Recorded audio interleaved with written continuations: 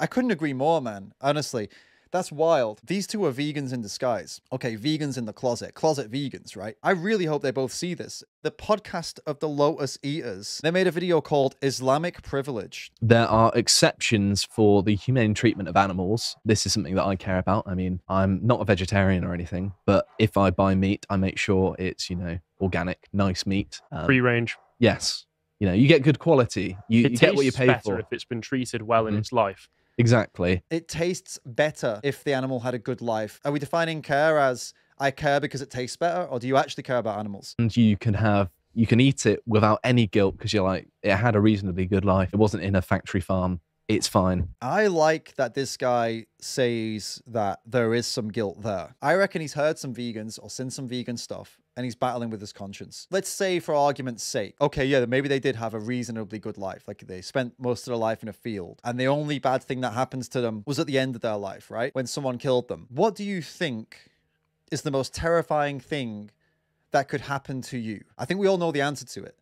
The most terrifying thing that any human could go through is dying, or being at the brink of death, as in either dying of sickness, or someone holding a gun to your head, or someone holding a knife to your throat, or someone in some way having your life on the line. To just take the idea of an animal being killed and say, well, they had a reasonably good life, without considering the sheer terror, panic, just imagine what they must have gone through when they got to a slaughterhouse. Most animals that go in a slaughterhouse, they have heightened senses that we don't. Their hearing and their smell. They can hear all the other animals. They can hear all the machinery. They can smell blood.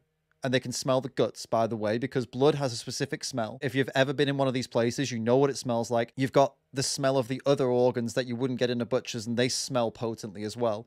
So they smell that. They're terrified because they feel fear. I don't know if that was news to anybody, but of course they feel fear. They don't know what's going on. It's a new place they've never been to. So they're scared. They don't understand. They've got the same understanding of the world as children, as small children. New place, uncomfortable, not sure what's going on. Just lots of noises. Someone's prodding them with an electric prod, most likely, to make them move forward because they're terrified and they don't want to go forward because they can smell and hear what's in front of them. They don't want to go into this place, but they get prodded and forced into this place. And they go through, they get forced, if they're a cow, they get forced into a big metal box. Someone will lean over with a bolt gun and shoot them in their head. They'll be tipped out of that and they'll have their throat slit. What does it matter what happened before that? What does it matter if they had a reasonably good life or not? You have just paid for someone to have the most terrifying thing that anyone could possibly go through happen to them. You just paid for all this to happen. Something you wouldn't wish on your worst enemy. Something you wouldn't wish on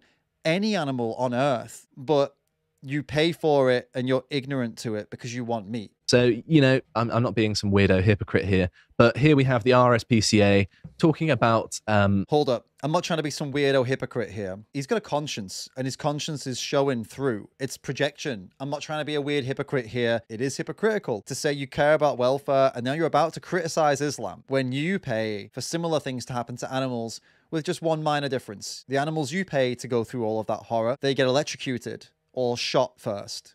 The animals they pay to go through this horror don't get that first. It's not a big difference. So it says current UK law requires animals to be stunned before slaughter so they don't feel pain. However, exemptions are allowed that permit non-stun slaughter for religious purposes, i.e. Muslim and Jewish communities.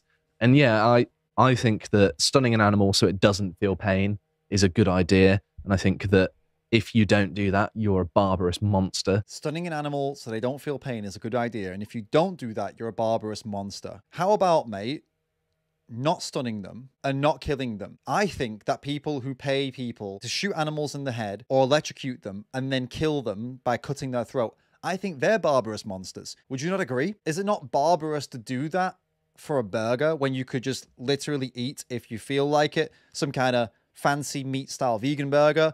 Or if you want to be healthy, just eat some kind of vegetable burger with the same kind of seasonings and the same kind of stuff, toppings and things like that. I think it's barbarous, no, to do that to an animal for the sake of something you just want to taste. I get the vibe the guy actually cares about animals in some way, cares enough to stun them first by shooting them or electrocuting them, but not enough to just not do that to them. You are inflicting unnecessary pain. We have the technology, the means to make sure that they aren't in pain when they're killed. You're inflicting unnecessary pain. We have the technology and the means to make sure they're having no pain when they're killed. We have the technology and the means so that you don't even have to put them in those places. We have the means to live and be very healthy as you want to be, with plants, with plant foods, with vegan food. All of it's unnecessary, halal or not. That's why vegans are vegan, dude. And you're just going to be like, no, my stupid book says that I've got to cut its throat and let it bleed out. You're just going to say, no, my stupid desire for burgers means I'm going to pay someone to shoot them in the head and then slit their throat and let them bleed out. You're doing what they're doing with one extra step. In your case, it's not for a book, but it's for your own selfish desires. At least in their case, I don't agree with halal killing, obviously.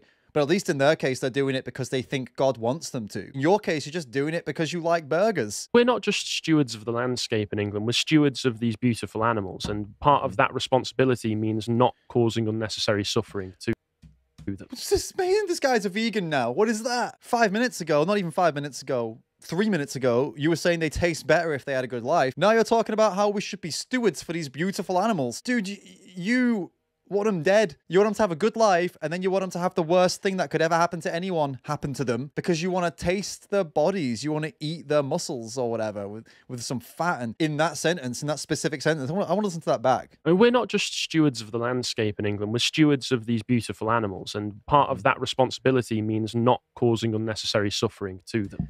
I couldn't agree more, man. Honestly.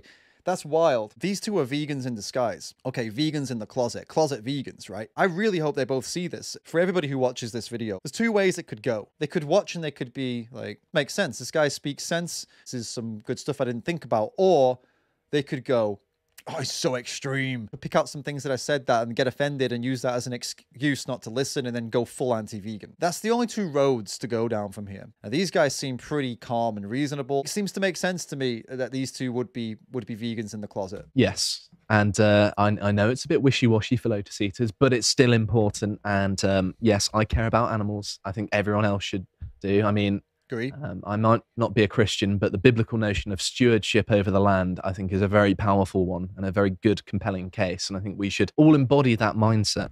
I couldn't agree more. That is an incredible quote right there. I've had a couple of discussions with Christians recently. I said that in the Bible, it's about being a steward to the land, a steward to these other animals. And yet it also says that you have permission to whatever kill them and things. But it also says you should be a steward to them. So in my book, in my eyes, that means if you don't have to do that to them, you shouldn't do that to them. It's saying that if you need to do it, you should do it because you need to survive or whatever. I think that's pretty much clear. But being a caretaker means you want to avoid that as far as possible, don't you? So I agree with him. That's why I'm vegan. That's why these guys should be vegan too. We're not just stewards of the landscape in England. We're stewards of these beautiful animals. Part of that responsibility means not causing unnecessary suffering to them.